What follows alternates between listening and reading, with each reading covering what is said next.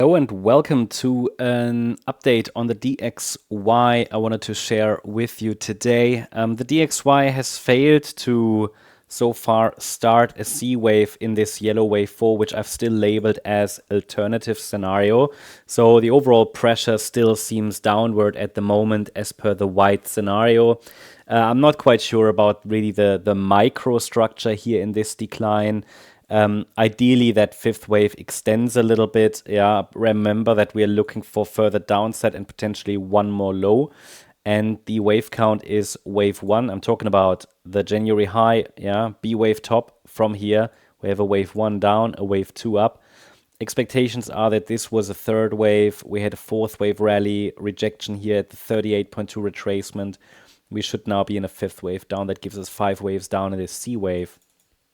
Now, can we calculate any targets here? Well, I mean, I already have here the targets, yeah. Targets for the C wave starting at 97.50. We should at least get there, maybe even a little lower. Based on the microstructure, we can measure the length of waves 1 to 3. Then we go to the high of the wave 4, and yeah, I mean, it's the 38.2 extension. That's the first target normally. Then the 50% and the 61.8. See, I mean, they kind of fit into this box here, into the upper section.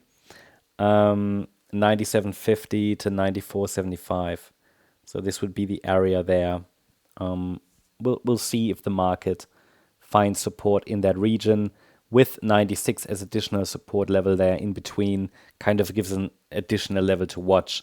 And yeah, I mean, looking at the microstructure, there are many options. I mean, to be honest, this third wave, it's long enough, but that fourth wave was a little high.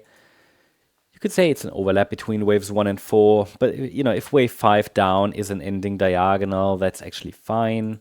So, you know, we could say as long as the price holds below that 29th of May high, there's no sign of a low, because I could easily say this is an ABC. So we're coming down in a very direct fashion, for example, like this, yeah, and a C wave down.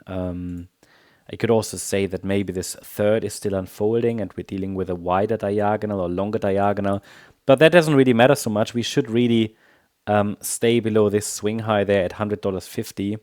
If we don't, then the wider wave 4 is unfolding in the yellow alternative scenario, which might lead to another test of upper resistance between $102.30 and $103.69.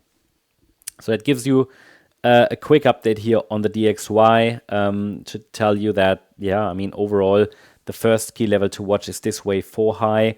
And if we break above it, then this resistance area comes into focus between $102.30 and $103.69. This would be the next milestone for the bulls to break, right? This resistance to start the next uptrend, which we should do very, very soon, but probably not until we have that one more low. I hope that helps. I hope that gives you a good idea of the overall structure on the DXY. Thanks so much. Bye-bye.